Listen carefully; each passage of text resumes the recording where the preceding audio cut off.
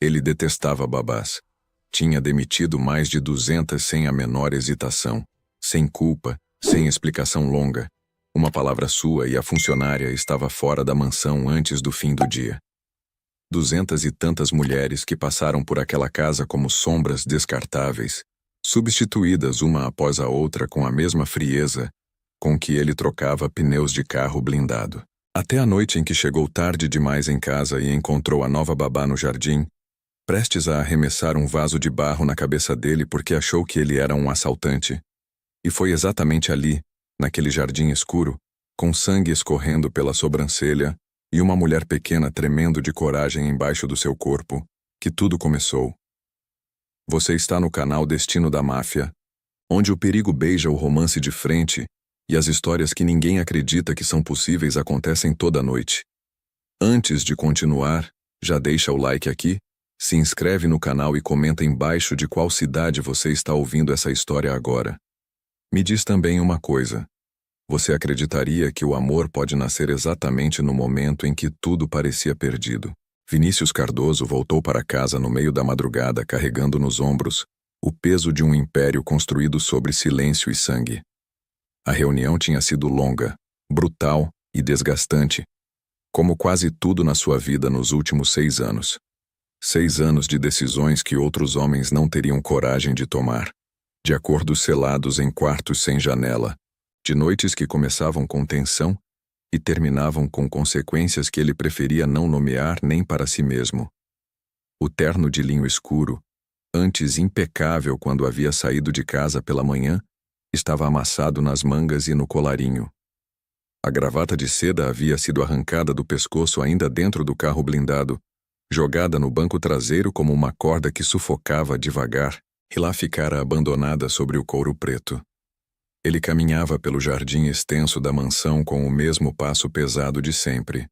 Os ombros retos, a arma presa no coldre na cintura, o braço cruzado nas costas na postura automática de quem nunca baixa a guarda, nem dentro dos próprios domínios, nem quando não há nenhuma ameaça visível. A guarda nunca baixava completamente. Nunca havia baixado, não desde o dia em que aprendeu, da pior forma possível, o custo de um momento de descuido. A brisa noturna cortava o ar úmido do jardim, fria o suficiente para fazer qualquer pessoa encolher os ombros. Mas Vinícius não a sentia. O corpo ainda vibrava com a adrenalina residual de uma negociação que havia terminado com 3 homens caídos, um acordo selado à força e a certeza de que pelo menos 2 famílias rivais dormiriam naquela noite pensando em como responder ao que havia acontecido. Ele só queria 2 dedos de uísque envelhecido e o esquecimento temporário que o sono trazia. Aquele intervalo de algumas horas em que o mundo parava de cobrar e o peso ficava do lado de fora, pelo menos até o amanhecer. A nova babá havia sido contratada 3 dias antes, selecionada com rigor e critério pela sua governanta, uma senhora de cabelos brancos e expressão fechada, que trabalhava na mansão havia mais de 20 anos e que havia aprendido, com o tempo, a não fazer perguntas sobre certas coisas. Vinícius ainda não havia visto a nova funcionária e honestamente não tinha nenhum interesse em mudar isso. Para ele, babás eram peças do mecanismo doméstico, figuras funcionais e substituíveis que mantinham a rotina da filha enquanto ele mantinha o mundo perigoso longe dela. Nada mais do que isso. Nunca mais do que isso. Era por esse motivo que já havia dispensado mais de 200, porque assim que qualquer uma delas começava a ser mais do que uma peça funcional, assim que começava a aparecer uma presença de verdade, ele a mandava embora. Era mais seguro assim, para todos. Elisa Torres estava naquela casa havia exatamente 3 dias. Tempo suficiente apenas para aprender os horários rígidos da rotina, decorar o caminho entre os corredores escuros, entender quais portas podiam ser abertas e quais era melhor nem olhar, e amar com uma intensidade que a surpreendia uma criança que naquele momento dormia no andar de cima, com a inocência absoluta que o pai lutava tanto para preservar. A mansão era imponente, fria e silenciosa de um jeito que pesava. Um contraste brutal com a vida agitada e barulhenta que Elisa havia deixado para trás no bairro da Lapa, onde todo mundo se conhecia pelo nome, pelo apelido e pela história, onde as janelas ficavam abertas à tarde e o som de uma casa invadia a outra sem cerimônia. Ali dentro o silêncio era diferente. Era o tipo de silêncio que não descansa. Quando o celular vibrou no bolso do avental naquela noite, o coração dela gelou antes mesmo de ver o nome na tela. Era a vizinha da sua mãe. Uma mulher de 60 anos que só ligava em duas situações, para dizer que estava tudo bem ou para dizer que não estava. E ninguém liga às 2 da madrugada para dizer que está tudo bem. Elisa sabia disso. O coração já sabia antes que os olhos lessem o nome. Como a filhinha de Vinícius já dormia profundamente, abraçada a um coelho de pelúcia desgastado pelo uso e pelo afeto, Elisa saiu em silêncio para o jardim lateral para atender, evitando que qualquer som da conversa perturbasse o sono da criança. Fechou a porta de correr com cuidado. Respirou fundo uma vez antes de aceitar a ligação. A notícia chegou como um soco no estômago que rouba o ar e deixa a pessoa curvada sem conseguir se endireitar. A mãe havia tido uma crise grave. Pressão altíssima, tontura, queda. Estava internada numa cidade a 4 horas de distância sozinha, porque não havia mais ninguém. Elisa era a única pessoa. Elisa era sempre a única pessoa. Ela ouviu cada palavra sentindo o ar fugir dos pulmões, como se alguém estivesse apertando o peito por dentro, as lágrimas começando a escorrer quentes pelo rosto pálido antes mesmo que ela percebesse que estava chorando. Falou baixo, com a voz controlada na medida do possível, tentando ser forte como sempre havia sido, porque a fraqueza era um luxo que a vida nunca lhe permitiu. Não desde os 17 anos, não desde que assumiu responsabilidades que não eram suas de carregar, mas que ela carregou de qualquer forma porque era isso, ou ninguém carregaria. Ao desligar, ela ficou parada por um momento no jardim, olhando para a lua encoberta por nuvens espessas e baixas que não deixavam passar nenhuma luz. Sentiu-se pequena, não do jeito ruim de sempre, mas de um jeito novo, mais denso, mais assustador. Pequena diante da imensidão daquele jardim bem cuidado que custava mais para manter do que ela ganhava em 6 meses. Pequena diante dos problemas que não paravam de crescer enquanto ela tentava resolver um de cada vez. Respirou fundo 3 vezes, limpou o rosto com as costas das mãos, ajeitou o avental e se virou para entrar. Precisava voltar ao posto. A menina podia acordar. Aquela criança era sua responsabilidade, e Elisa Torres não abandonava responsabilidades.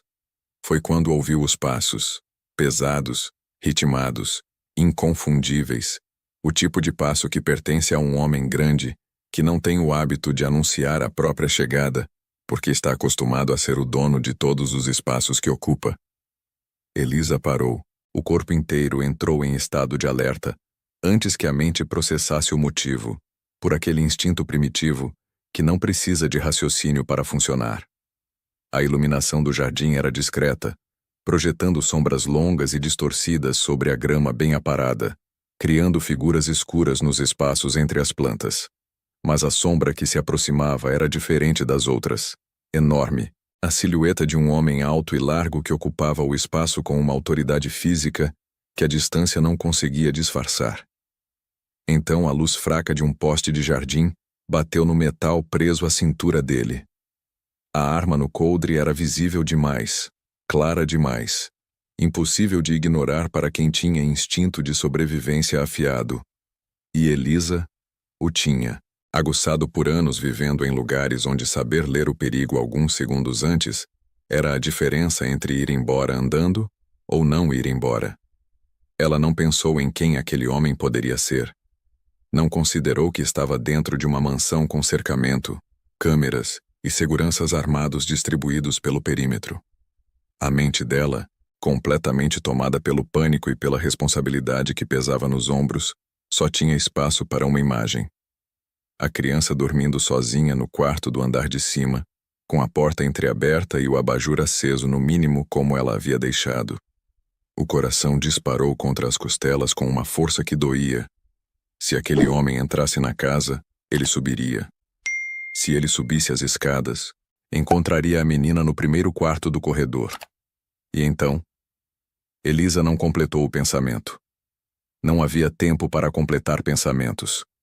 Os olhos dela varreram o espaço ao redor em frações de segundo, procurando qualquer coisa que pudesse servir. Qualquer objeto, qualquer improviso, qualquer chance. As mãos encontraram um vaso de barro maciço sobre a mesa de ferro do jardim. Redondo, pesado, com terra dentro e uma planta que ela nem sabia o nome. Pesado o suficiente para causar estrago real. Ela o segurou com as duas mãos, o peso forçando os músculos dos braços, e se posicionou atrás do pilar de pedra mais próximo, achatando o corpo contra a superfície fria, controlando a respiração para não ser ouvida.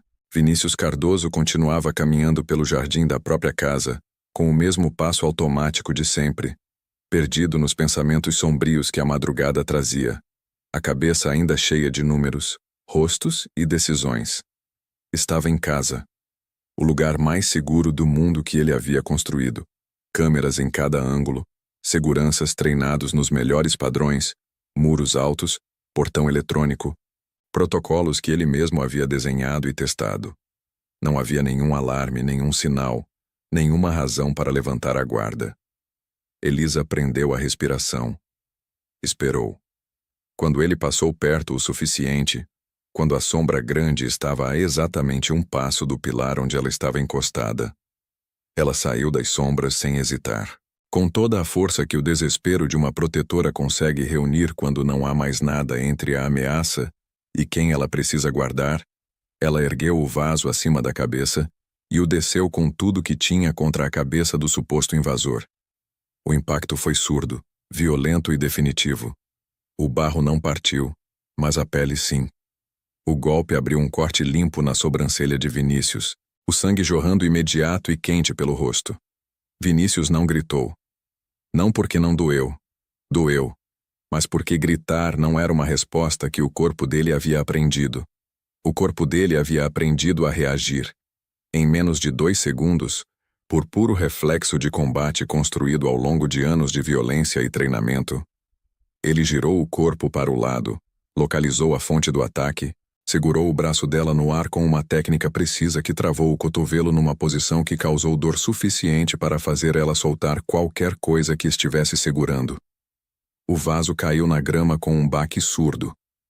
No movimento seguinte, ainda no reflexo, ele a derrubou na grama e usou o peso do próprio corpo para imobilizá-la.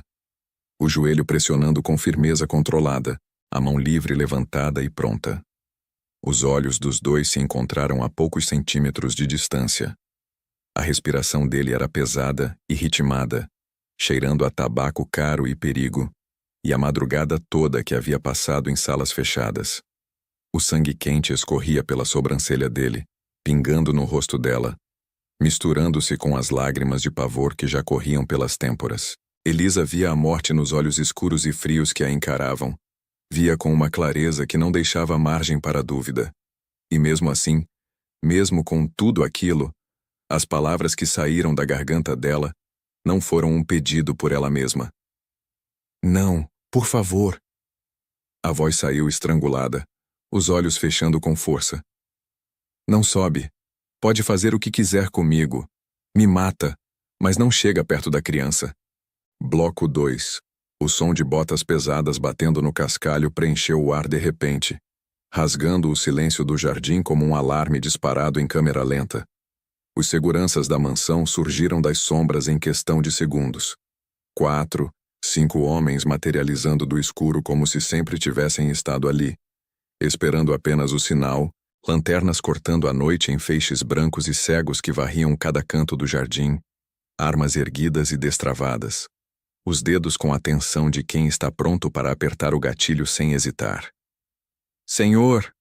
Um deles gritou, a voz alta e tensa como arame farpado no limite de romper, o olhar fixo na figura que estava sobre o chefe tentando identificar a ameaça. Mas Vinícius Cardoso não se moveu. Permaneceu exatamente onde estava. O peso do próprio corpo ainda distribuído sobre ela, os joelhos afundando levemente na grama úmida da madrugada. As palavras dela ainda ecoavam com uma clareza perturbadora dentro da sua cabeça, repetindo-se como se o som não quisesse dissipar. Não sobe. Pode fazer o que quiser comigo. Me mata, mas não chega perto da criança. Ele olhou para a mulher presa sob seu domínio e registrou tudo de uma vez, com a velocidade de leitura que anos de violência e sobrevivência haviam afiado nele até se tornar instinto puro. O uniforme de babá, com o avental branco sujo de terra e grama, amassado e rasgado na queda.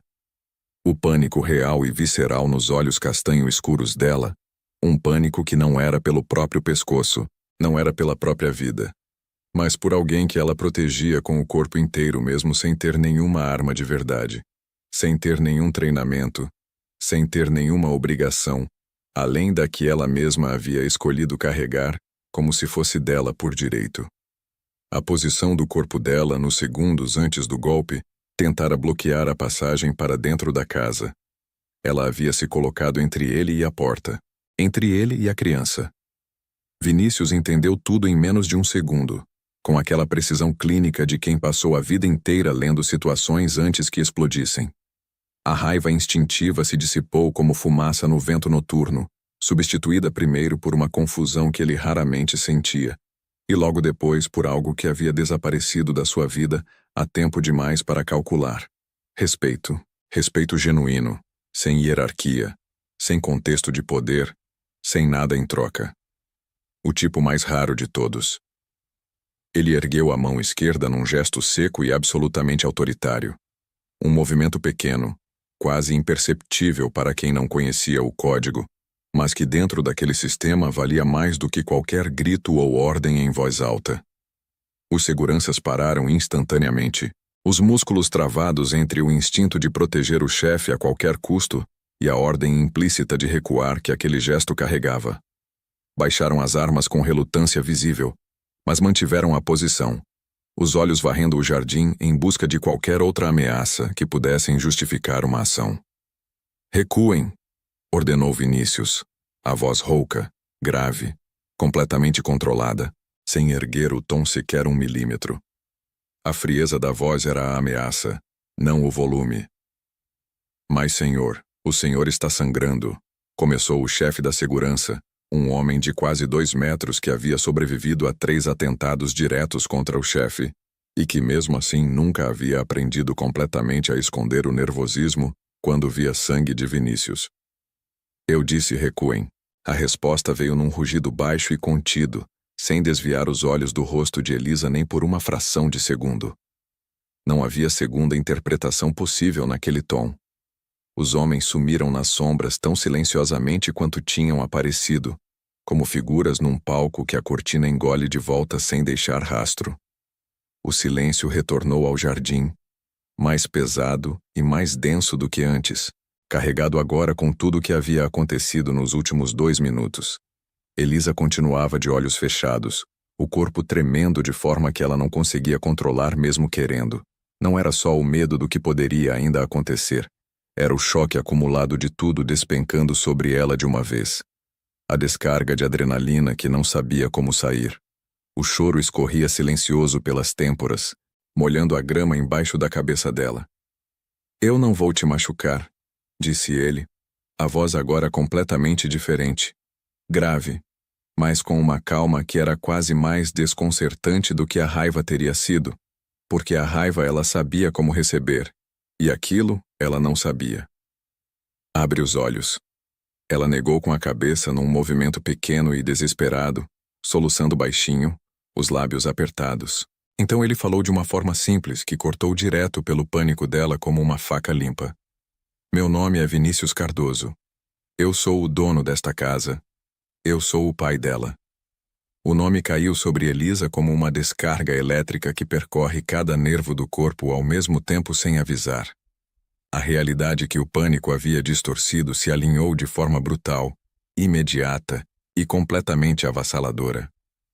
O patrão, o homem cujo nome ela havia ouvido na entrevista, dito em voz baixa e com um cuidado específico pela governanta de cabelos brancos, o homem que pagava o seu salário, o homem que ela nunca havia visto pessoalmente em 3 dias de trabalho e que acabara de atacar com um vaso de barro na sobrancelha dentro do próprio jardim da própria casa dele, na madrugada, enquanto ele voltava do trabalho. Elisa abriu os olhos devagar, muito devagar.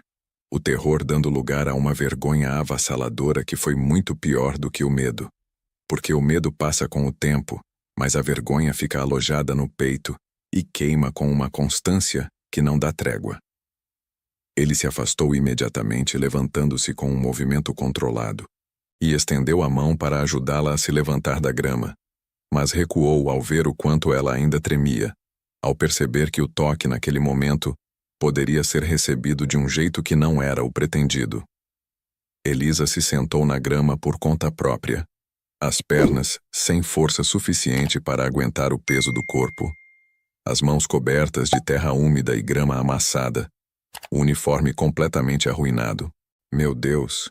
Ela levou a mão trêmula à boca, os olhos presos no sangue cobrindo o lado do rosto dele, escorrendo pela têmpora, pingando lento no colarinho da camisa branca de linho que havia começado a noite impecável.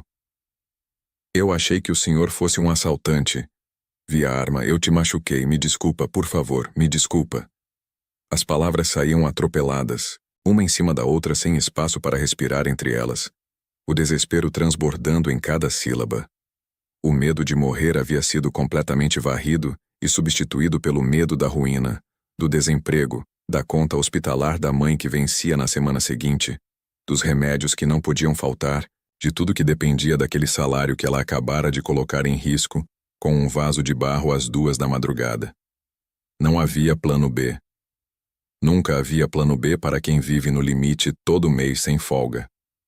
Vinícius observava a cena sem pressa, com aquela capacidade de ler o que está embaixo do que é dito que só vem de uma vida inteira, prestando atenção no que as pessoas revelam, quando estão com a guarda completamente abaixada. Ele tocou o ferimento na sobrancelha com a ponta dos dedos, sentindo a umidade quente e viscosa. Doía. Era um corte limpo e razoavelmente fundo, mas era suportável. Havia levado coisas muito piores do que um vaso de barro e estava de pé. O que o incomodava de verdade naquele momento não era a dor física, era o estado dela. O desespero genuíno, a culpa transbordando em cada palavra, a ausência total de qualquer cálculo por trás das lágrimas. Ela não estava performando arrependimento para se salvar, estava genuinamente destruída pelo que havia feito, e essa diferença era gritante para quem passou a vida inteira cercado de pessoas que calculavam cada gesto. Ele deu um passo à frente e segurou os 2 pulsos dela com firmeza, não para machucar, mas para ancorá-la na realidade, para fazê-la parar de afundar no espiral das desculpas e olhar para ele de verdade. Está tudo bem, disse, fixando os olhos nos dela com uma intensidade que a fez emudecer completamente. Não está, o senhor está sangrando muito. A frase saiu automática, antes que qualquer filtro pudesse interceptá-la. O instinto de cuidar, nunca completamente morto nela por mais difícil que a vida houvesse sido, acordou de uma vez e sobrepôs até o próprio medo. Fica aqui, não se mexa, já volto. E antes que ele pudesse dizer uma palavra, ela se levantou e correu para dentro da casa.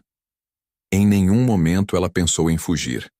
Em nenhum momento cogitou pegar a bolsa do quarto pequeno que havia organizado com cuidado 3 dias antes e desaparecer pela porta dos fundos antes que qualquer consequência chegasse. O instinto de Elisa não era de autopreservação, nunca havia sido. Era de cuidar. Era o mesmo instinto que a havia jogado no jardim com um vaso de barro na mão às 2 da manhã para proteger uma criança que conhecia havia menos de uma semana. Vinícius ficou parado no jardim, o sangue pingando devagar na camisa arruinada, e percebeu com uma clareza estranha que poderia ter entrado, chamado o médico particular que atendia a família a qualquer hora, mandado a garota embora com uma indenização e nunca mais pensado no assunto. Era exatamente o que teria feito com qualquer outro funcionário. Mas ficou parado, esperando. No jardim molhado de madrugada, esperando uma mulher que havia tentado abrir sua cabeça com um vaso de barro voltar para cuidar do ferimento que ela mesma havia causado. E não conseguiu entender exatamente por quê. Ela voltou minutos depois com um estojo de primeiros socorros branco, a respiração ainda ofegante da corrida, os cabelos levemente desgrenhados, os olhos ainda vermelhos, mas as mãos com outra qualidade agora, firmes, com propósito, com a serenidade específica de quem sabe o que está fazendo, e encontra nesse saber uma forma de se controlar. Senta, ela ordenou, apontando para a cadeira de ferro do jardim com uma autoridade que o surpreendeu de verdade. Não era a autoridade de quem manda, era a autoridade de quem sabe, e havia uma diferença enorme entre as duas coisas. Ela falava com o paciente, não com o chefe. Vinícius sentiu algo estranho e desconfortável no peito. Um impulso quase irracional de ceder àquela voz pequena, sem questionar. Obedeceu. Sentou na cadeira de ferro, esticando as pernas longas à frente, os cotovelos pousando nos joelhos. Elisa acendeu a lanterna do celular de tela trincada, para enxergar melhor o ferimento à luz branca e direta. As mãos eram firmes e precisas, os movimentos limpos e econômicos de quem havia feito aquilo antes em condições reais. Não num jardim de madrugada, mas numa enfermaria, com protocolo e cheiro de antisséptico no ar. O cheiro dela chegou às narinas dele enquanto ela trabalhava de perto. Sabonete de coco e algo levemente floral, simples e sem pretensão. Nada dos perfumes caros e enjoativos que as mulheres do seu mundo usavam para ocupar espaço antes de abrir a boca.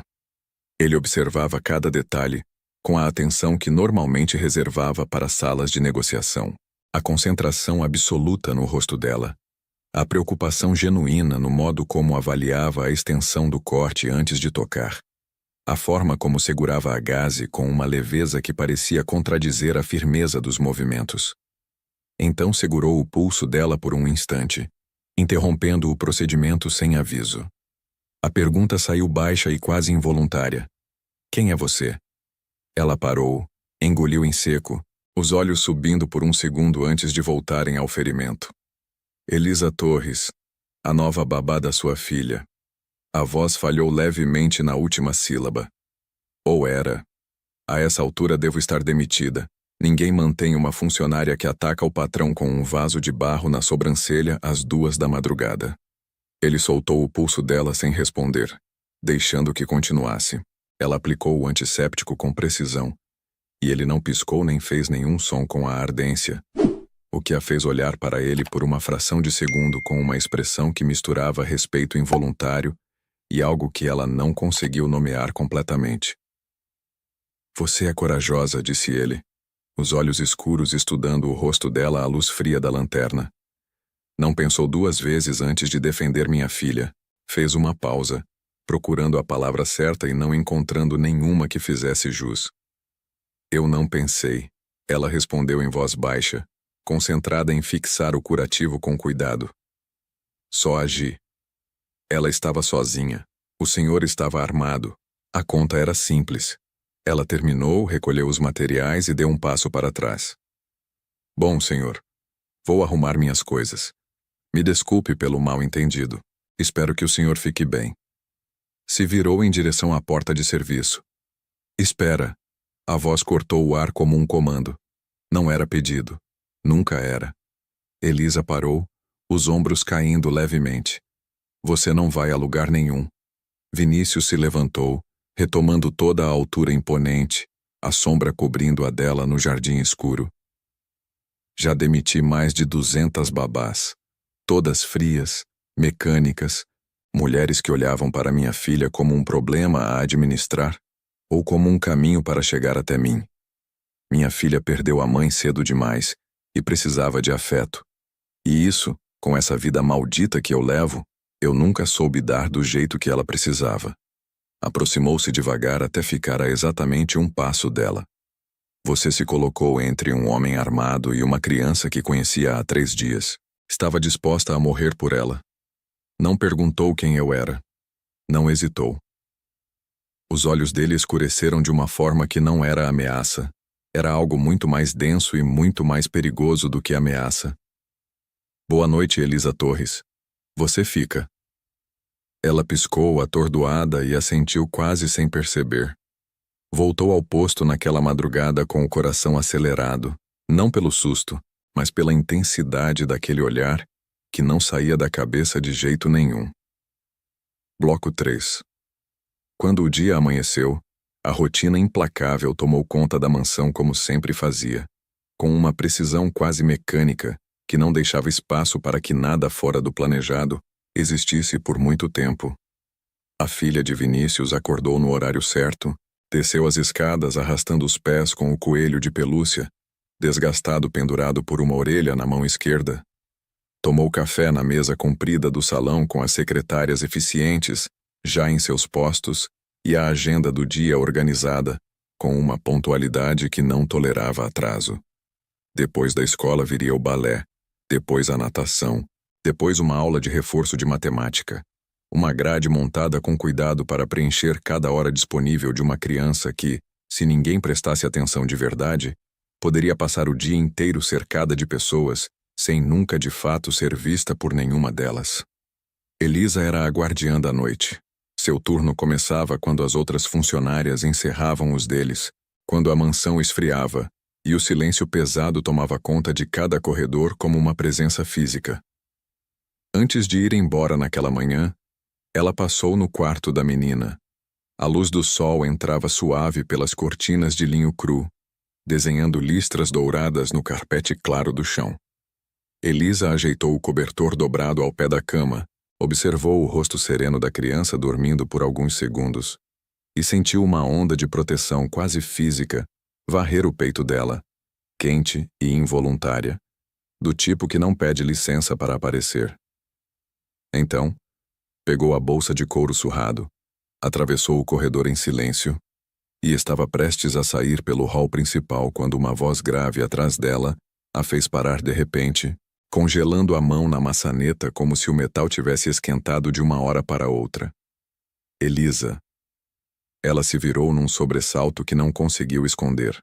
Vinícius já estava de pé, alerta e completamente impecável num terno cinza chumbo escuro, como se a noite sangrenta no jardim não tivesse acontecido, como se o sono sequer tivesse passado por ele e deixado alguma marca. A postura era a mesma de sempre, ereta, fechada, o olhar varrendo o ambiente antes de pousar nas pessoas, como se a avaliação de risco fosse um reflexo que nunca desligava completamente. Calma, disse ele, ao notar o pulo pequeno que ela não conseguira conter. Bom dia, senhor, eu já estava indo, respondeu ela, tentando recuperar a postura profissional com o que ainda restava de dignidade depois de tudo que havia acontecido nas últimas horas. Ele acenou levemente com a cabeça, mas não disse nada. Apenas a observava, com aqueles olhos escuros e pausados, que tinham a qualidade incômoda de registrar mais do que deveriam. Foi então que os olhos de Elisa desceram involuntariamente para a sobrancelha dele. O curativo que ela havia aplicado na madrugada estava com a borda solta, despegando no canto, provavelmente pelo movimento, provavelmente pelo suor da noite, provavelmente por uma série de razões práticas e razoáveis. O coração dela apertou por um instante antes que ela pudesse impedir. O senhor está bem? O curativo soltou na ponta. Vinícius levou a mão ao ferimento com uma naturalidade calculada.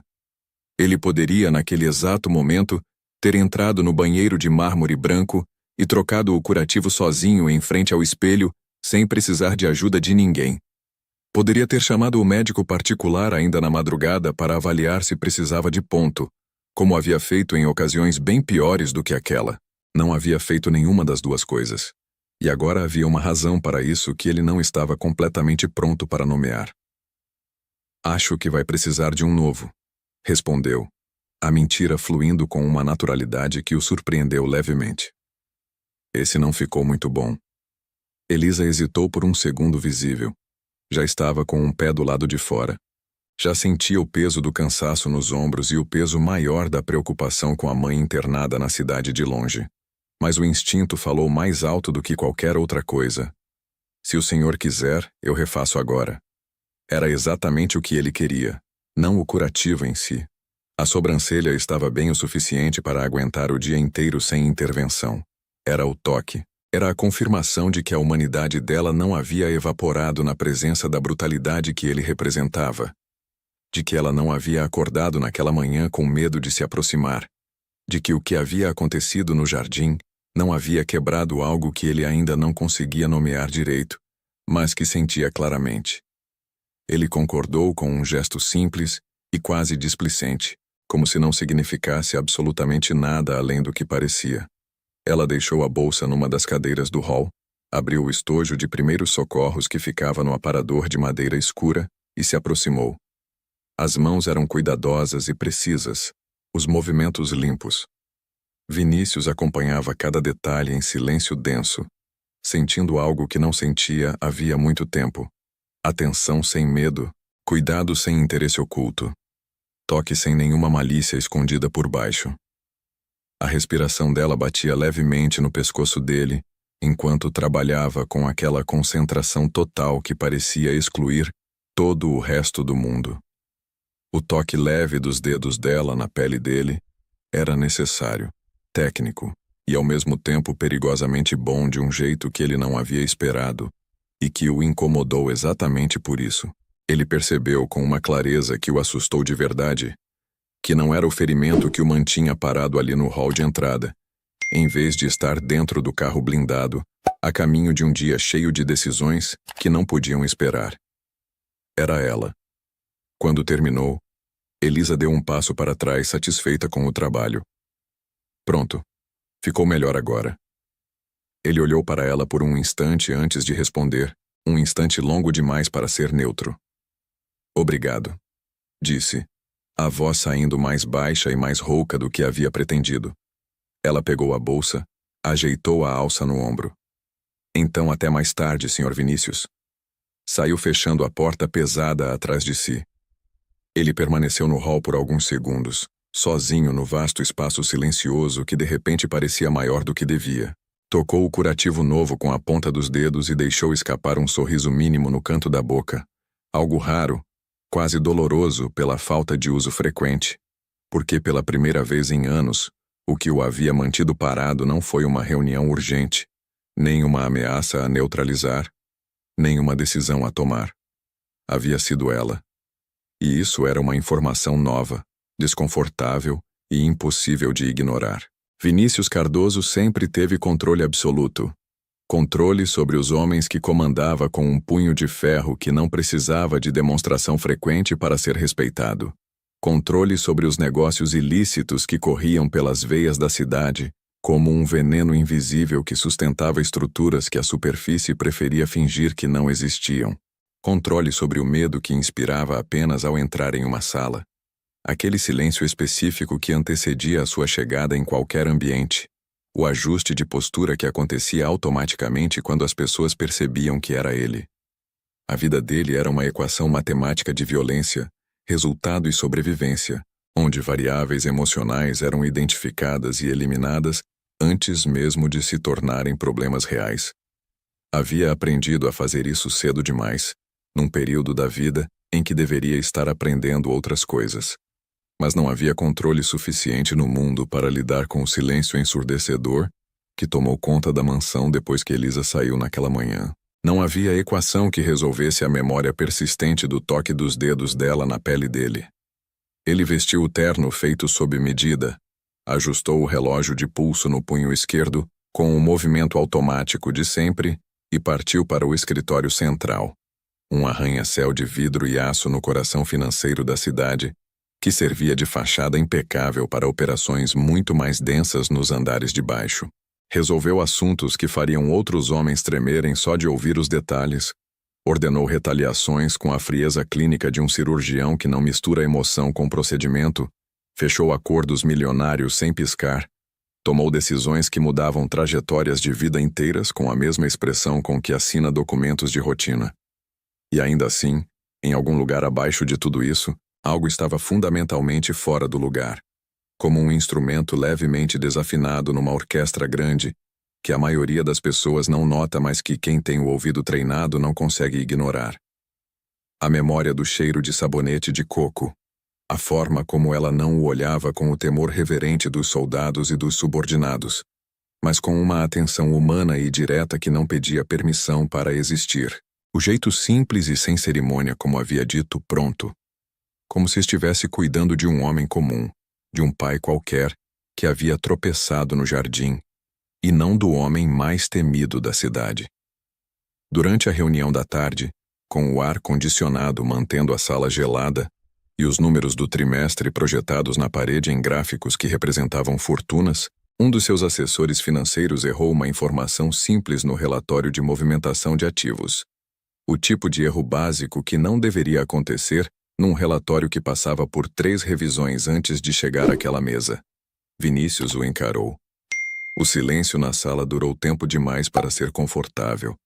O assessor começou a suar visivelmente, os dedos nervosos tamborilando sem querer sobre a mesa de madeira escura, antes de se imobilizarem quando ele percebeu o que estava fazendo. "Refaça", ordenou Vinícius, a voz baixa e completamente controlada, vibrando com uma ameaça que não precisava de volume para pesar sobre todo mundo naquela sala ao mesmo tempo. O assessor recolheu os papéis com movimentos desajeitados pelo nervosismo, derrubando uma caneta no processo. O som fino do objeto batendo no piso de porcelanato ecoou no silêncio como um estalo seco e definitivo. Vinícius fechou os olhos por um breve momento. Meio segundo, não mais. A cabeça dele não estava nos lucros do trimestre. Não estava nos gráficos projetados na parede. Não estava nas decisões que aquela reunião precisava produzir. Estava nos olhos castanho escuros de Elisa, na forma como havia franzido levemente a testa, ao avaliar o ferimento com aquela concentração total, no jeito específico como havia dito pronto, com uma satisfação simples e genuína, como se o trabalho bem feito fosse recompensa suficiente em si mesmo, independente de qualquer audiência. Ele percebeu, com uma onda de raiva contida que fechou os próprios punhos por baixo da mesa, sem que ninguém ao redor notasse, que havia feito algo imperdoável para alguém na sua posição. Havia desejado ser vulnerável. Havia ficado parado num jardim de madrugada, esperando por uma mulher que voltasse para cuidar dele. Havia obedecido quando ela disse, "Senta", com aquela voz pequena e autoritária. Havia ficado no hall de entrada mais tempo do que precisava, e sabia o motivo. E isso era perigoso. Extremamente perigoso, de um jeito que nenhuma ameaça externa havia sido nos últimos anos. Desejo carnal se controla, se reconhece, se administra, se resolve com a frieza de quem entende que é apenas biologia. Vínculo emocional não. Vínculo emocional cria raízes, e raízes derrubam muralhas que levaram anos para construir. Vinícius sabia isso melhor do que qualquer um que estivesse naquela sala, porque havia sido exatamente uma raiz que os inimigos dele cortaram anos atrás, e a cicatriz daquilo ainda não havia fechado de verdade. Como poderia um homem construído para a guerra sobreviver a um inimigo que não ataca com armas, mas com afeto? A pergunta ficou suspensa na sala gelada enquanto o assessor reescrevia os números com mãos trêmulas, e Vinícius não encontrou uma resposta que o satisfizesse. Bloco 4. Naquela noite, Elisa voltou à mansão no horário exato, sem atraso, sem aviso, sem a menor sinalização de que qualquer coisa havia mudado na sua postura profissional.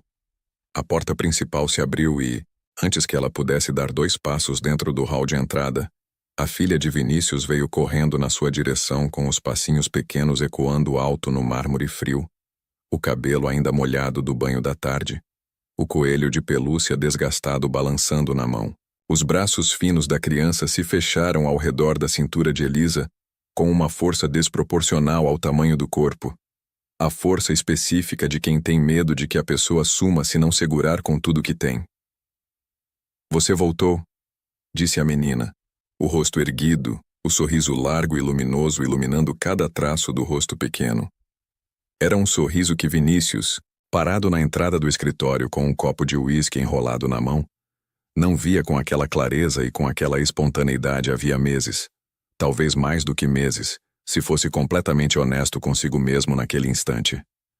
Elisa se abaixou imediatamente, ficando na exata altura dos olhos da criança, ignorando a formalidade do ambiente ao redor como se aquelas paredes caras e aquele mármore importado não existissem. "Eu prometi que voltava", ela sussurrou, acariciando o rosto da menina com uma ternura que não precisava ser aprendida nem ensaiada. Era natural nela da forma mais simples e mais real possível, como respirar, como o coração bater. Vinícius observava tudo da soleira da porta, o copo parado a meio caminho entre a mesa e a boca. A filha dele não se agarrava a ninguém daquele jeito desde que a mãe havia morrido. Com aquela entrega total, sem reserva, sem o medo de ser decepcionada que a perda havia plantado nela como uma semente amarga que crescia devagar por dentro. Ver aquilo era simultaneamente doloroso e aliviante, as duas coisas ao mesmo tempo sem que uma cancelasse a outra. A dor vinha da culpa de não ter conseguido ser suficiente, de não ter sabido como preencher aquele espaço com as próprias mãos. O alívio vinha de ver a criança viva de um jeito que ele não sabia mais provocar nela, e que havia começado a achar que talvez nunca mais voltasse. Durante o banho naquela noite, a voz da menina ecoou animada pelo corredor, cheia de histórias sobre o dia, sobre a aula de balé, sobre uma briga pequena com uma coleguinha que já havia sido resolvida e perdoada antes do almoço. Elisa respondia com paciência e presença total, a voz suave e constante misturada ao som da água correndo. Havia algo naquele som específico, naquelas duas vozes sobrepostas, na risada pequena que saiu de repente por algum motivo que Vinícius não ouviu, que fazia o peito dele pesar de um jeito diferente de tudo que conhecia. Antes de continuar, preciso parar aqui por um segundo e te fazer uma pergunta que combina muito com essa história. O destino da máfia está cheio de histórias como essa, de pessoas que se encontram nos lugares mais improváveis do mundo, em situações que ninguém planejou e que mudam tudo. Se você está aqui agora ouvindo essa história, você já sabe do que estou falando. Então, se você ainda não está inscrito no canal, inscreve agora. É de graça, é rápido, e você não vai querer perder o que está por vir. E me conta nos comentários. Você já protegeu alguém que mal conhecia? Já se colocou na frente de uma situação difícil por alguém que não era obrigado a defender? Quero muito ler a sua história aqui embaixo. Agora vamos continuar, porque essa história está longe de terminar. Mais tarde, já deitada na cama grande demais para o corpo pequeno, a menina segurou a mão de Elisa com uma firmeza que ia além do gesto físico. A luz do abajur de cerâmica pintada à mão criava sombras suaves e alaranjadas nas paredes do quarto, transformando o ambiente num lugar que parecia protegido do resto do mundo. "Você vai embora amanhã?" perguntou a criança, os olhos pesados de sono, mas resistindo com uma teimosia específica. A teimosia de quem já aprendeu muito cedo que o sono pode trazer mudanças que não foram combinadas. Elisa engoliu em seco antes de responder. Ela sabia que Vinícius estava no corredor. Sentia a presença dele como uma alteração sutil na pressão do ar, densa e silenciosa, inevitável como a gravidade. "Vou", respondeu ela com honestidade direta, porque a menina merecia honestidade acima de qualquer outra coisa. "Mas volto à noite. Sempre volto." A criança assentiu, os olhos já semicerrados de cansaço, mas apertou os dedos de Elisa com uma força que fez as pontas ficarem brancas. "Não some." Vinícius, encostado na parede do corredor escuro com os braços cruzados sobre o peito, sentiu aquelas duas palavras como um soco silencioso no estômago, que não foi físico, mas que doeu de um jeito que o físico não consegue alcançar. "Não some." Era o pedido que ele mesmo havia engolido tantas vezes ao longo dos últimos anos, que a garganta travada pelo orgulho, pela dureza construída sobre necessidade e por tudo que ele havia se tornado, nunca permitiu que saísse de verdade. Depois que a respiração da filha se tornou regular e profunda, Elisa saiu do quarto fechando a porta com um cuidado milimétrico que não deixou barulho nenhum para trás. Vinícius a esperava no corredor, os braços ainda cruzados, a postura fechada como sempre, mas os olhos com uma expressão diferente da habitual, menos fria, mais pesada, carregada com algo que ele ainda não havia decidido o que fazer. "Ela se apegou a você", disse ele diretamente, sem rodeios, sem construção, como sempre falava quando havia algo a dizer. Elisa parou genuinamente surpresa por encontrá-lo tão próximo naquele corredor estreito e mal iluminado. Crianças sentem quando alguém está presente de verdade. Ela respondeu sem pensar, a honestidade escapando antes que qualquer filtro profissional pudesse interceptá-la. Ele a encarou por alguns segundos, os olhos escuros varrendo o rosto dela com uma atenção que era difícil de sustentar, sem desviar o olhar. E você está? Não era uma pergunta. Era uma constatação, uma acusação e um agradecimento comprimidos numa frase curta de 3 palavras, entregues com a voz rouca de quem não está acostumado a dizer o que sente de forma direta e que, mesmo assim, não conseguiu deixar de dizer. Naquela noite, ao sair, Elisa se virou para a porta fechada do quarto da menina no corredor escuro e sussurrou uma despedida pequena que ninguém mais ouviria além de si mesma. Vinícius, que havia voltado para o escritório, percebeu algo que não podia mais ignorar com a mesma facilidade de antes. Algo que revirava as entranhas com uma insistência que nenhuma reunião, nenhuma decisão urgente e nenhuma quantidade de uísque havia conseguido silenciar completamente ao longo daquele dia. Elisa não estava apenas cuidando da filha dele com competência e dedicação. Ela estava ocupando um espaço naquela casa e naquelas 2 vidas. Na vida da criança, e ele precisava ser honesto consigo mesmo na sua também, que ele nunca havia conseguido preencher com dinheiro, com segurança armada, com brinquedos caros ou com qualquer outra coisa que o dinheiro pode comprar, mas que não resolve o que é essencial.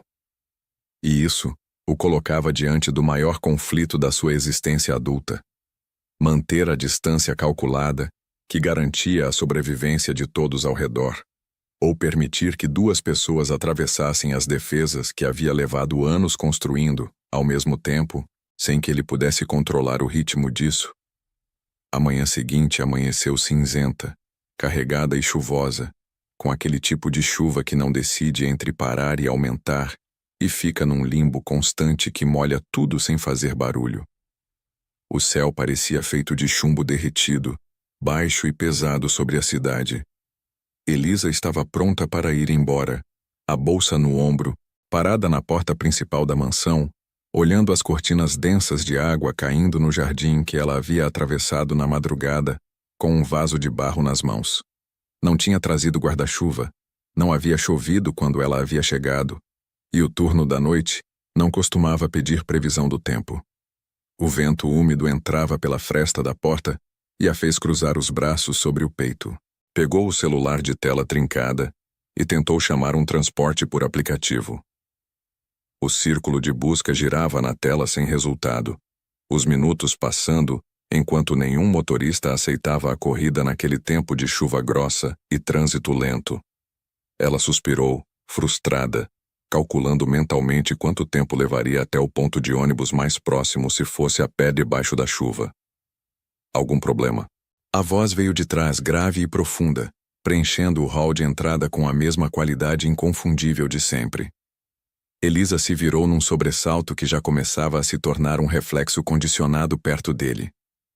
Vinícius estava ali, de terno escuro, o relógio de pulso ajustado, o rosto com a expressão fechada e controlada da manhã de trabalho. Bom dia, senhor. Não, nenhum problema. Só estou tentando chamar um carro para ir para casa. Mas com essa chuva os motoristas estão todos recusando.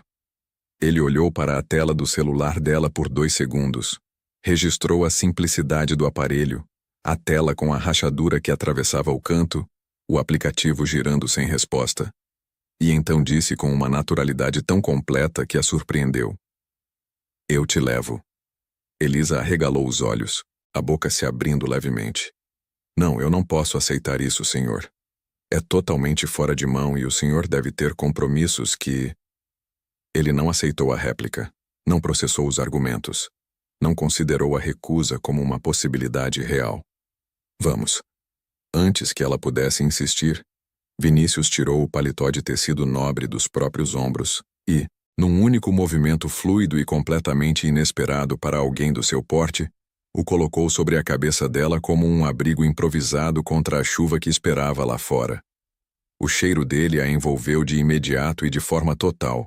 Madeira, tabaco caro e algo inconfundivelmente masculino que não havia saído do tecido e que ela não conseguiu ignorar da forma prática e profissional que teria sido mais conveniente para todos. A mão firme dele pousou nas costas dela, com uma leveza que contrastava com o tamanho, guiando-a pelo jardim molhado até o carro blindado preto estacionado na entrada da mansão. Ele não correu. Caminhou no ritmo dela, lado a lado, protegendo-a da tempestade com o próprio corpo como se aquele gesto fosse a coisa mais natural e mais simples do mundo. E estranhamente, para ele, naquele momento, era. O trajeto até o bairro da Lapa foi feito em silêncio. Não era um silêncio desconfortável. Era o tipo carregado de eletricidade estática que existe entre duas pessoas que têm muito a dizer e ainda não encontraram como começar. O som ritmado dos limpadores de para-brisa marcava os pensamentos de ambos como um metrônomo. Vinícius dirigia com uma mão no volante, relaxado, mas alerta como sempre, os olhos na estrada molhada e a atenção dividida de um jeito que ele percebia claramente, mas não tinha intenção de resolver. Quando o carro parou diante da casa pequena de portão azul desbotado, Elisa soltou o cinto e se virou para tirar o paletó e devolvê-lo.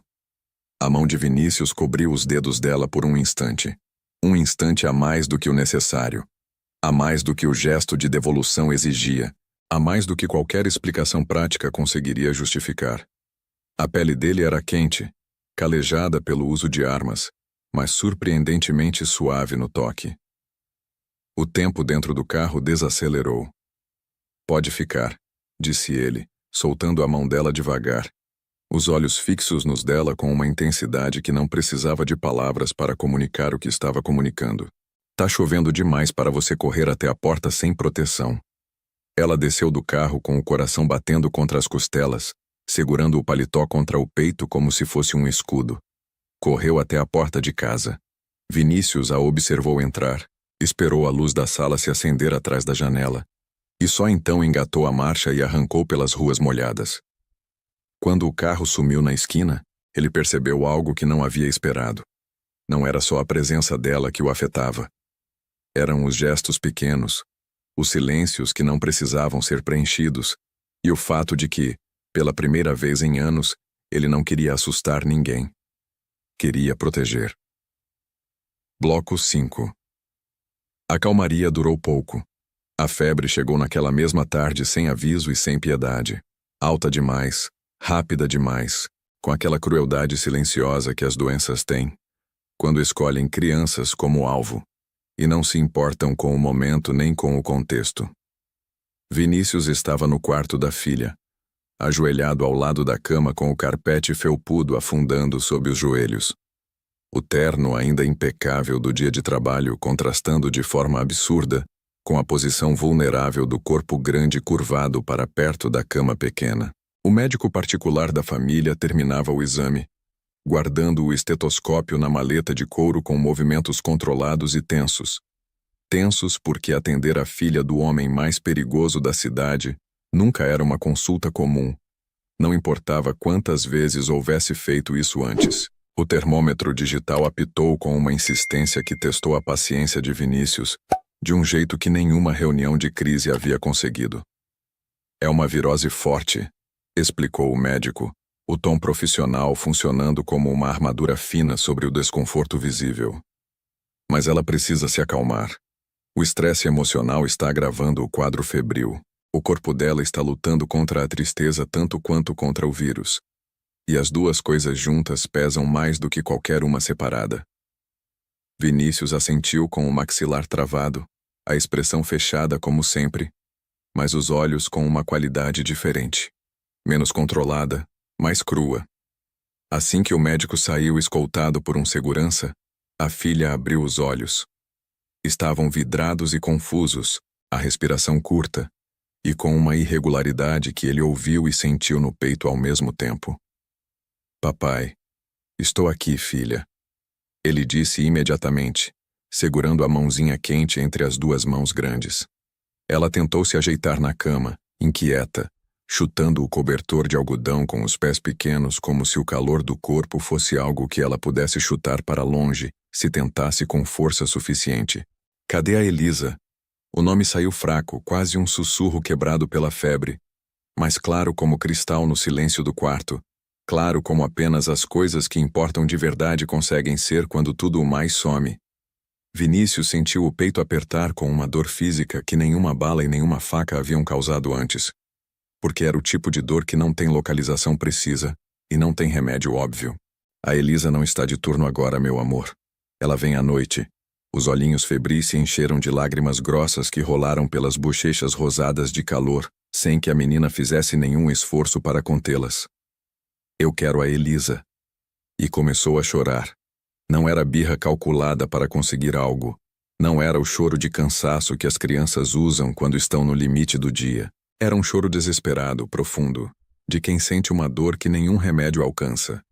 De quem já aprendeu da pior forma possível que as pessoas que ficam são raras e que as promessas podem não ser cumpridas mesmo quando são feitas com toda a intenção do mundo. A febre subiu mais um pouco com o esforço do choro, o calor irradiando do corpo pequeno em ondas que Vinícius sentia na mão que segurava a dela. Ele tentou de tudo. Falou baixo, com a voz mais suave que conseguiu encontrar. Uma voz que usava muito pouco, que precisava procurar dentro de si com um esforço consciente. Contou histórias inventadas na hora, histórias sem coerência que iam numa direção e mudavam no meio sem explicação, mas que ele continuava construindo porque era tudo que tinha para oferecer naquele momento. Prometeu presentes que ela nem havia pedido, brinquedos, passeios, coisas que o dinheiro compra com facilidade e que ele sabia, enquanto prometia, que não eram o que ela precisava. Cantou uma canção de ninar antiga, desafinado e rouco, com a letra saindo em pedaços porque não lembrava metade das palavras, algo que não havia feito desde que a esposa havia morrido, e que saiu da garganta com um esforço quase físico, como arrancar algo que estava colado por dentro há muito tempo. Nada funcionava. O choro aumentava, o rosto da menina ficando mais vermelho, o calor subindo. Vinícius sentiu a impotência pousar sobre ele com um peso específico que não conhecia. O homem que controlava facções inteiras, que movia fortunas e decidia destinos, que entrava em salas e mudava o ar só com a presença, não conseguia controlar a temperatura do corpo da própria filha. Não conseguia ser o suficiente para ela da única forma que importava. Até que parou. Fechou os olhos por 3 segundos. Respirou fundo de um jeito que ninguém ao redor estava acostumado a ver, e tomou uma decisão que nenhum dos seus homens teria esperado dele, que nenhum protocolo de segurança recomendava, que o lado racional da sua cabeça estava apresentando objeções, enquanto o resto já havia decidido. Veste um casaco, disse a filha, firme mas suave, pegando-a no colo junto com o cobertor de algodão, a criança se aninhando contra o peito dele com a confiança total e incondicional que só as crianças conseguem ter.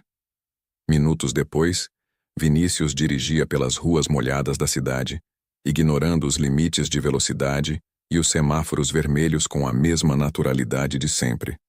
Mas desta vez não havia negociação urgente no destino. Não havia retaliação a executar. Não havia nenhuma das razões que normalmente justificavam aquela pressa. Havia uma criança no banco de trás, na cadeirinha, o cobertor enrolado ao redor do corpo pequeno, o coelho de pelúcia desgastado apertado contra o peito, ainda soluçando baixinho com os olhos semicerrados de febre. A garoa fina havia voltado, transformando o asfalto num espelho negro que refletia as luzes da cidade, em fragmentos distorcidos e sem forma definida.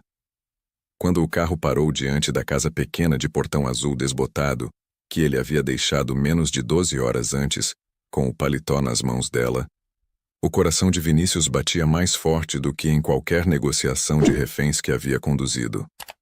Ele não esperou os seguranças. Desceu, pegou a filha no colo com o cobertor envolto ao redor, protegendo-a da garoa com o próprio corpo, e tocou a campainha. Elisa abriu a porta em poucos segundos, de moletom cinza escuro, os cabelos presos num coque frouxo e completamente informal, pantufas xadrez nos pés. E mesmo assim, naquele contexto completamente improvável, era a imagem mais humana e mais acolhedora que ele havia visto em muito tempo. Sr. Vinícius, aconteceu alguma coisa? Ela perguntou, os olhos varrendo o rosto dele e descendo para o volume nos braços, para o cobertor, para o formato pequeno da criança dentro dele. Ele se abaixou levemente, revelando o rosto da filha entre as dobras do tecido. A menina abriu os olhos ao perceber o cheiro de Elisa, ao ouvir a voz dela, e estendeu os braços na direção da babá com uma urgência que dispensava qualquer explicação. Elisa, eu tava com saudade. Elisa não pensou em protocolos, em hierarquia, em horário de turno ou em qualquer outra estrutura que separava o profissional do humano. Apenas pegou a criança no colo, puxou-a para o calor do abraço com uma naturalidade que não precisava de permissão nem de convite. Ei, meu amor, eu estou aqui. Tô aqui. A menina se acalmou quase que imediatamente, encostando a cabeça febril no ombro de Elisa, com um suspiro longo e profundo. O suspiro de quem finalmente chegou ao lugar onde pode soltar o peso que estava carregando, sem ter nome para ele. A respiração, antes irregular e chiada, começou a encontrar devagar um ritmo mais tranquilo e mais fundo. Vinícius observava a cena parado na soleira da porta, a garoa fina molhando os ombros do terno escuro sem que ele fizesse nenhum movimento para entrar ou para se proteger. A febre parecia menos violenta agora, o corpo da criança relaxando gradualmente no colo de Elisa, com aquela entrega que ele não conseguia provocar. Desculpa aparecer assim, disse ele, a voz mais rouca do que pretendia. Mas ela só pediu você. Eu tentei de tudo. Eu não sabia mais o que fazer. Elisa olhou para ele por cima da cabeça da criança, e Vinícius viu nos olhos dela uma expressão que o desarmou de um jeito que nenhuma arma teria conseguido. Não havia julgamento, não havia surpresa calculada, não havia nenhuma avaliação sobre o que aquela cena significava ou o que ela poderia fazer com essa informação. Havia compreensão, real, direta, sem condição. Entre, Sr. Vinícius, vamos cuidar dela. A casa de Elisa era o oposto absoluto da mansão em cada detalhe que existia. Pequena, com móveis simples e visivelmente desgastados pelo uso honesto de muitos anos, tudo no lugar, com um cuidado extremo que revelava muito sobre quem morava ali e sobre como essa pessoa havia aprendido a tratar bem o pouco que tinha. Cheirava a café e canela de um jeito que não vinha de nenhum ambientador. Era o cheiro que o lugar havia absorvido ao longo do tempo, incorporado às paredes e ao tecido dos móveis como uma memória olfativa. Vinícius entrou em silêncio, sentindo-se gigante e desajeitado naquele espaço acolhedor de um jeito que não havia sentido em lugar nenhum havia anos, como se o tamanho do mundo que carregava não coubesse naquelas paredes simples, sem que algo quebrasse. Elisa caminhou até o único quarto da casa e deitou a menina com uma delicadeza que cada movimento comunicava mais do que qualquer palavra. Ajeitou o travesseiro macio, cobriu-a com uma colcha de retalhos colorida feita à mão, com aquele tipo de paciência que só o tempo e a intenção conseguem produzir juntos.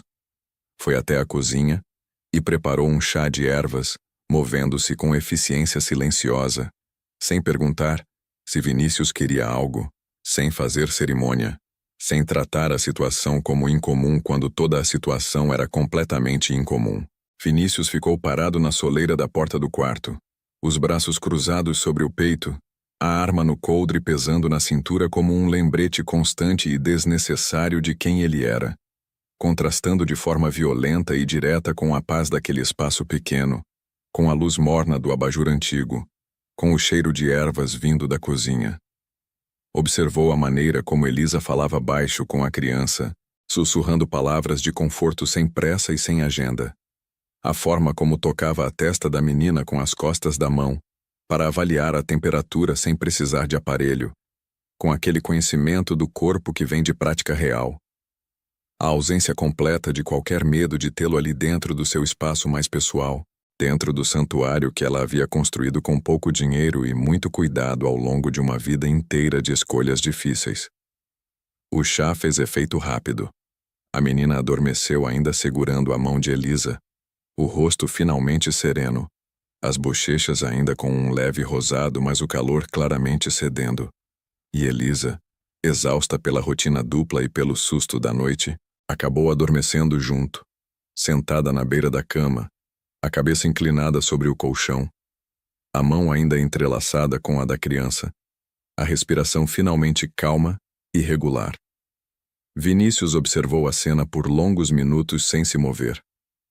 Depois fechou a porta com cuidado milimétrico para não fazer barulho. Voltou para a sala pequena, acomodou-se no sofá que rangia sob o próprio peso, não tirou o terno, não afrouxou a gravata, não apagou a luminária. Ficou sentado na penumbra, os olhos abertos, vigiando a porta do quarto e a entrada da casa com a lealdade silenciosa de quem não sabe fazer diferente. Foi vencido pelo cansaço. Dormiu ali mesmo, sentado, a cabeça encostada na parede de reboco branco, o homem mais temido da cidade reduzido à forma mais simples e mais humana possível. Bloco 6. Na madrugada, o silêncio da casa foi quebrado pelo som de passos descalços no piso frio. Elisa acordou com o pescoço rígido, a posição incômoda da beira da cama deixando uma tensão que ela sentiu antes mesmo de abrir os olhos completamente. Levantou devagar, conferiu a menina. A febre havia cedido completamente, a respiração profunda e saudável, irregular como deveria ser, o rosto sereno e sem o rubor da noite anterior. Saiu do quarto na ponta dos pés, fechando a porta com o mesmo cuidado milimétrico de sempre. Foi quando viu Vinícius dormindo no sofá pequeno da sala. Ele parecia diferente dormindo, as linhas duras do rosto suavizadas pela ausência de vigilância constante. A postura fechada substituída por algo mais solto, mais humano, mais parecido com uma pessoa comum do que com o homem que comandava tudo com um gesto da mão esquerda. Ainda assim era imponente, o corpo grande ocupando quase todo o móvel pequeno, os pés quase chegando na outra extremidade.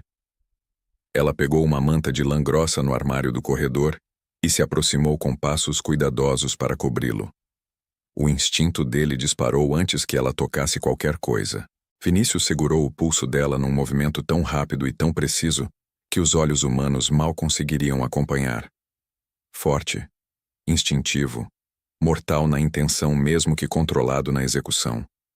Os olhos dele se abriram focados e perigosos, travados num ponto de ameaça, antes de reconhecerem quem estava à sua frente e o que estava acontecendo. "Sou eu", ela disse rápido, num sussurro agudo, os olhos arregalados, mas sem medo real. Havia algo na forma como ela o encarou que era diferente do pavor da primeira noite no jardim. Ele soltou o pulso devagar, vendo a marca vermelha que os dedos haviam deixado na pele. Piscou algumas vezes, voltando à realidade da sala pequena e da madrugada. "Me desculpe." "Reflexo", murmurou, passando a mão pelo próprio rosto. Ela sorriu de leve, esfregando o pulso com a outra mão, mas sem recuar. "Bom, eu fiz pior com o senhor e um vaso de barro." Ele deixou escapar um sorriso sonolento e raro, o tipo que só aparece quando a guarda baixa de verdade e não há nenhuma audiência para gerenciar. "Fez. E tenho a cicatriz para provar." Houve um silêncio confortável entre eles, preenchido apenas pelo som distante da chuva que diminuía lá fora e pelo farfalhar da manta que ela finalmente conseguiu colocar sobre ele, sem resistência. "Como ela está?" ele perguntou, a voz rouca de sono. "A febre passou completamente", respondeu Elisa, sentando-se na poltrona à frente dele. "Dormiu a noite toda. Acordou 2 vezes para beber água, mas ficou calma. Não chorou. Está dormindo como um anjo agora." Vinícius respirou fundo, soltando o ar que parecia preso nos pulmões havia horas. O tipo de ar que se prende quando a preocupação ocupa o espaço da respiração normal e que só é liberado quando a ameaça passa de verdade. O alívio foi visível de uma forma que ele raramente se permitia. Os ombros relaxaram, o maxilar se soltou, a rigidez que carregava no corpo como uma segunda pele cedeu por alguns minutos sem que ele tomasse a decisão consciente de deixar. Sentaram-se ali na penumbra da sala simples, e a conversa veio fácil, fluindo com uma naturalidade que nenhum dos dois havia esperado encontrar naquele contexto improvável. Ele perguntou da vida dela com uma curiosidade genuína, que ela percebeu imediatamente como diferente da atenção calculada que estava acostumada a receber. Das dívidas da mãe internada na cidade distante, do bairro da Lapa onde cada esquina tinha uma história e ninguém precisava de apresentação formal, dos motivos que a haviam feito abandonar a enfermagem no meio do curso Quando a vida não havia deixado outra escolha economicamente viável. Ela perguntou dele. Da filha, da esposa que foi cedo demais de um jeito que ele não conseguiu proteger mesmo com todo o poder que tinha. Do homem que o mundo temia e que estava ali naquele sofá pequeno, cansado e humano, e despido de toda a armadura que o dia exigia. A noite avançou sem que percebessem. Quando o silêncio voltou, não era o silêncio vazio de antes. Era preenchido por uma compreensão mútua que não precisava de explicação nem de nome. Algo havia começado naquela sala cheirando a café e canela, entre duas xícaras requentadas e confissões sussurradas que nenhum dos dois havia planejado fazer. A manhã rompeu a escuridão com uma luz cinzenta e tímida, entrando pelas frestas da janela da sala onde Vinícius havia passado a noite. Ele não estava habituado a sofás estreitos que rangiam a cada movimento, nem ao silêncio diferente de um bairro operário, onde o som dos pássaros madrugadores se misturava ao ruído distante de um caminhão de entrega e ao movimento das primeiras pessoas saindo para o trabalho antes do sol aparecer de verdade. Mas ao abrir os olhos e sentir o cheiro de café fresco sendo coado na cozinha pequena, ele experimentou algo que nenhuma das suas propriedades milionárias havia proporcionado nos últimos anos, com aquela simplicidade direta. Paz. Sem estratégia. Sem custo. Sem armadilha. Na cozinha, Elisa movia-se com a graça silenciosa de quem está acostumada a começar o dia sem fazer barulho. Cortava pão sobre uma tábua de madeira gasta, enquanto a água fervia no fogão antigo. A filha de Vinícius já estava sentada à mesa pequena, balançando as pernas que não alcançavam o chão, os olhos completamente livres da febre da noite anterior, brilhantes e descansados, observando cada movimento da babá com aquela admiração silenciosa e total que as crianças reservam para as pessoas que fazem o coração delas se sentir seguro. As xícaras eram desparelhadas. A toalha de mesa tinha um remendo bordado à mão no canto. As paredes precisavam de tinta. E para Vinícius, que observava tudo da soleira da porta, aquilo valia mais do que qualquer coisa servida em porcelana fina dentro da mansão fria. "Bom dia", disse ele. Elisa se virou surpresa e sorriu. Um sorriso genuíno, sem cálculo, sem o temor que ele estava acostumado a encontrar nos rostos das pessoas ao redor. O café era simples e estava quente, e os três sentaram juntos àquela mesa bamba, como se fosse a coisa mais natural do mundo, como se aquilo fosse algo que acontecia todo dia, como se o homem mais temido da cidade coubesse perfeitamente num café da manhã, com xícaras desparelhadas e pão com manteiga. À tarde, enquanto se preparava para o turno da noite, o celular de Elisa tocou com um número que ela havia esperado havia semanas, com uma mistura de esperança e medo. A voz do outro lado era profissional e direta. Uma recrutadora de uma clínica particular de prestígio, com uma proposta que Elisa havia mandado currículo meses atrás, quando a situação financeira havia chegado num ponto que não deixava luxo de escolha. A vaga era de enfermeira-chefe. O salário era 3 vezes o que recebia como babá. Convênio médico completo para ela e para a mãe, cobrindo os tratamentos que consumiam a maior parte do que ganhava todo mês. Horário fixo, sem madrugadas, sem mansões de chefe da máfia, sem homens armados no jardim às 2 da manhã. Era a resposta para cada oração que havia feito nos últimos 2 anos. Era a saída para as dívidas que sufocavam, para os remédios que não podiam faltar, para a mãe, que precisava de um cuidado que ela não conseguia pagar com o que tinha. "Precisamos de uma resposta agora, senhorita Torres. A vaga é sua para começar amanhã de manhã." Elisa ficou sentada na beira da cama por um longo momento, olhando as contas de luz com o aviso de corte sobre a mesa de cabeceira, pensando nos remédios caros que precisavam ser renovados na semana seguinte. Era a escolha lógica. Era a única escolha que fazia sentido em qualquer análise fria e racional da situação. Mas então a imagem da menina veio. O abraço daquela manhã, os braços finos recusando soltar. O "não some", sussurrado na escuridão do corredor. O olhar de Vinícius na cozinha pequena, humano e solitário, e completamente diferente de tudo que ele mostrava para o mundo lá fora. Se ela aceitasse, nunca mais veria aquela criança. A menina pensaria que foi abandonada de novo, que as promessas eram palavras vazias como todas as outras que havia recebido e não havia durado. O coração de Elisa doeu com uma dor física, localizada, impossível de ignorar. Ela respirou fundo, engoliu o nó que subia e firmou a voz no que restou de determinação. Agradeço a oportunidade, mas não vou aceitar a proposta. Tenho um compromisso que não posso quebrar. Do outro lado, houve um silêncio de surpresa genuína, seguido de um desligar seco. Elisa soltou o celular na cama, sentindo a tontura vertiginosa de ter escolhido o amor em vez da segurança, sabendo que havia feito a coisa certa e que a conta daquela escolha chegaria antes do fim do mês. À noite, quando chegou à mansão, a governanta a recebeu no hall com uma expressão indecifrável que Elisa já havia aprendido a ler como algo entre o neutro e o urgente. O Sr. Vinícius está no escritório. Pediu para chamá-la assim que chegasse. Elisa sentiu um frio na espinha subir devagar. Subiu as escadas, atravessou o corredor com o som dos próprios passos abafado pelos tapetes persas e parou diante da porta maciça de carvalho do escritório. Bateu 2 vezes. Entre. A voz era um comando baixo. Ela girou a maçaneta. Vinícius estava atrás da mesa grande de madeira escura, o terno do dia ainda impecável, um dossiê aberto à frente. Levantou os olhos quando ela entrou e a observou por um segundo antes de falar.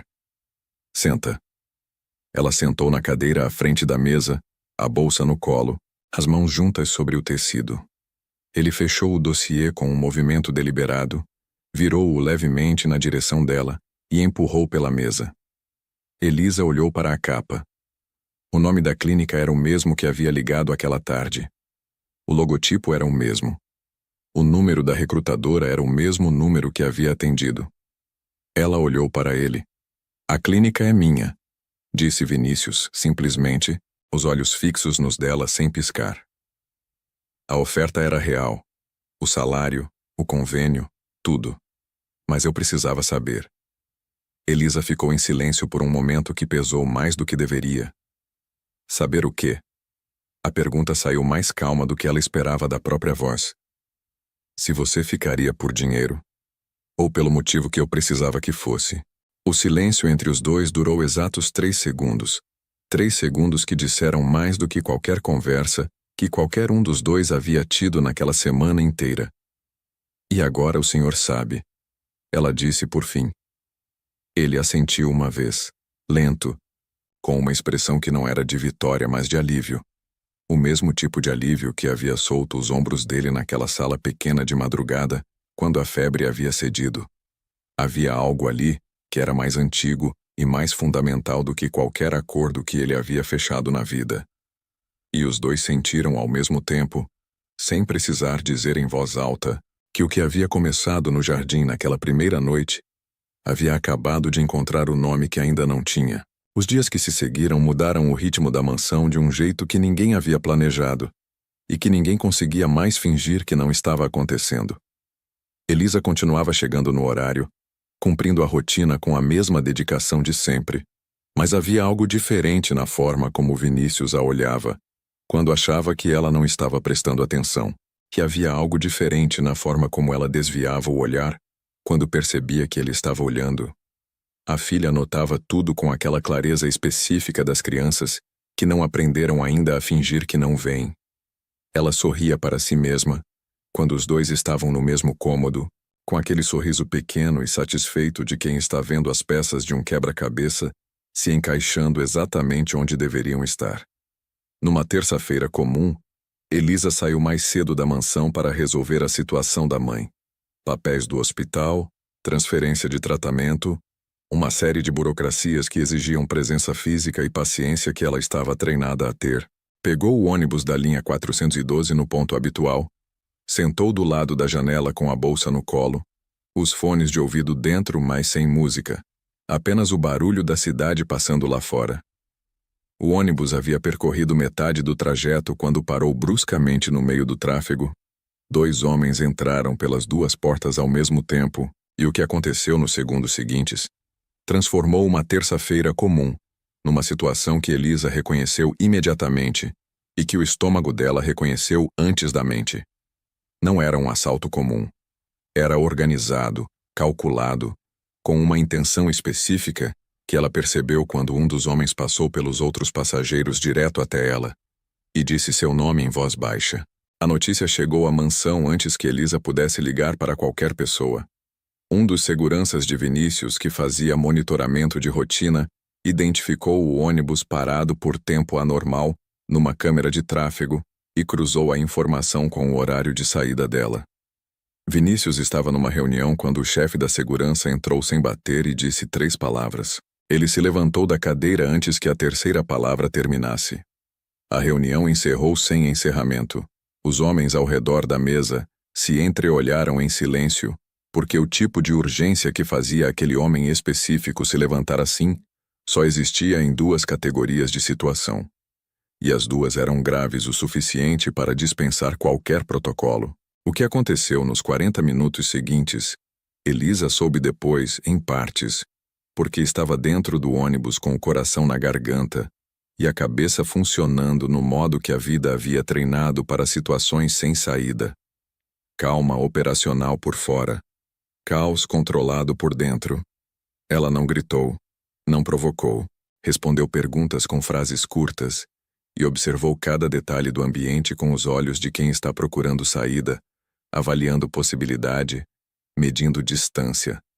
Os sequestradores queriam informação sobre Vinícius, rotina, horários, pontos vulneráveis.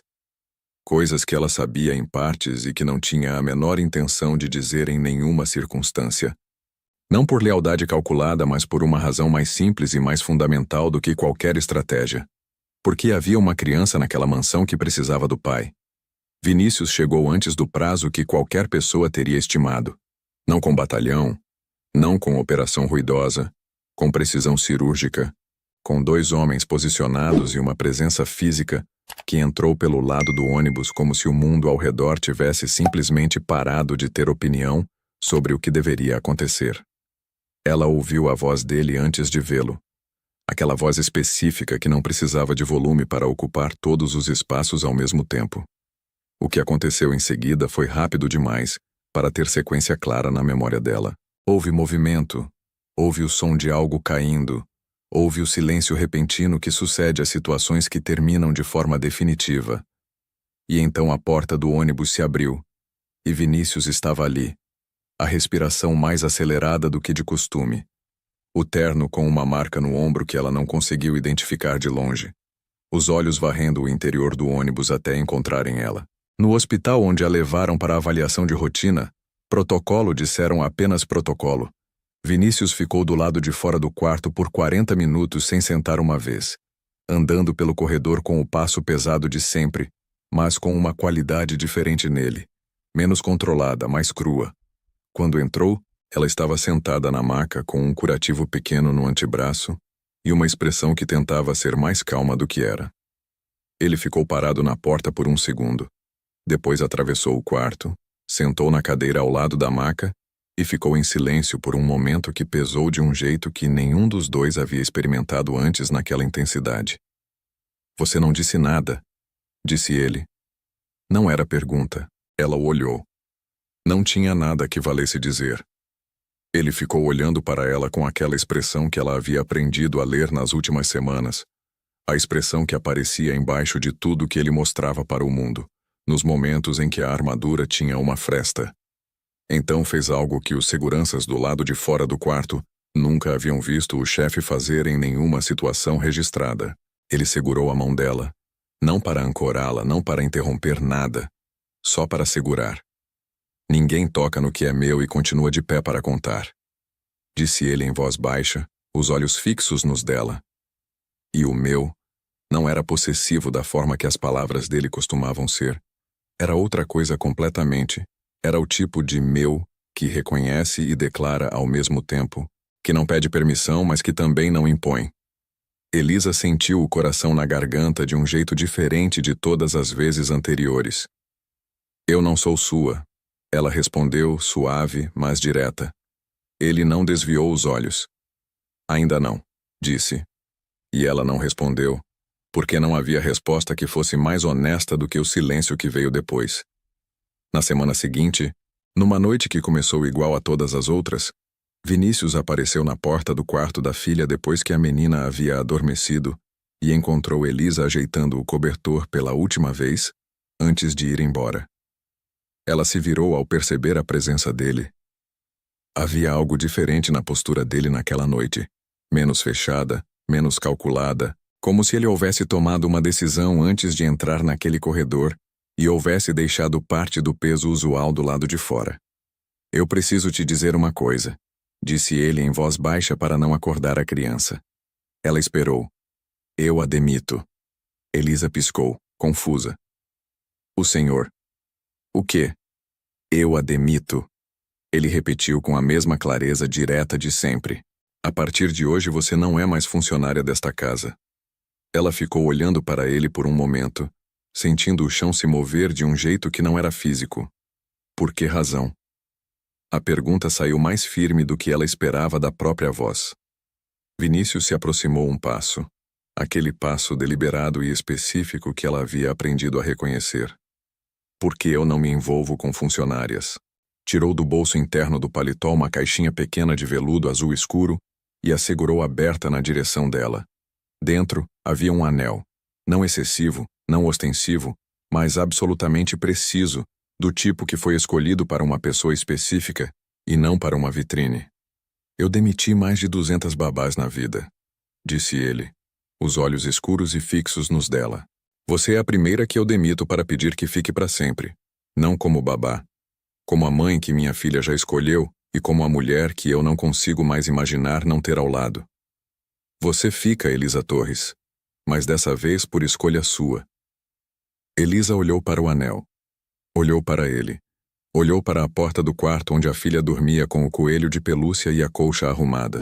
Pensou na noite do jardim, no vaso de barro, no sangue na sobrancelha, nos curativos, no café da manhã com xícaras desparelhadas, no sofá que rangia, no não some sussurrado na escuridão. Pensou na proposta de emprego que havia recusado e no alívio que havia sentido ao desligar o telefone mesmo com as contas na mesa de cabeceira. Pensou em tudo que havia escolhido sem saber ainda o nome completo do que estava escolhendo. E então disse sim. Não em voz alta, não com lágrimas, não com drama. Disse com um aceno simples e com um sorriso pequeno que ele reconheceu imediatamente como o sorriso mais verdadeiro que havia recebido na vida inteira. Ele colocou o anel no dedo dela com as mesmas mãos que carregavam armas e fechavam acordos, e que naquela noite tremeram levemente. Só o suficiente para que ela percebesse e não dissesse nada. Essa história termina aqui, mas o que ela deixa não termina. Elisa não salvou Vinícius com amor de conto de fadas. Ela salvou com presença, com honestidade, com a coragem de aparecer de verdade num lugar onde todo mundo fingia. E Vinícius não se abriu porque alguém o forçou. Ele se abriu porque encontrou uma pessoa que não precisava que ele fosse invencível para ficar. O maior ato de coragem que existe não é segurar uma arma. É escolher ficar quando partir seria mais fácil. É prometer volto e cumprir. Toda noite. Mesmo quando ninguém está olhando. É se colocar entre o perigo e quem você ama, com um vaso de barro nas mãos se for preciso sem hesitar. Se essa história tocou em algo dentro de você, se você reconheceu nela alguma coisa que já viveu ou que ainda espera viver, então, você já sabe o que fazer. Se inscreve no canal Destino da Máfia agora, porque aqui toda a história tem a coragem de ir até o fim. Comenta aqui embaixo o que essa história te ensinou. Sobre amor, sobre proteção, sobre escolher ficar. Conta para a comunidade o que você levou dessa narrativa. Compartilha com alguém que precisa ouvir que o amor de verdade não tem medo de aparecer, não tem medo de curar e não tem medo de ficar. Até a próxima história. E você sabe onde me encontrar.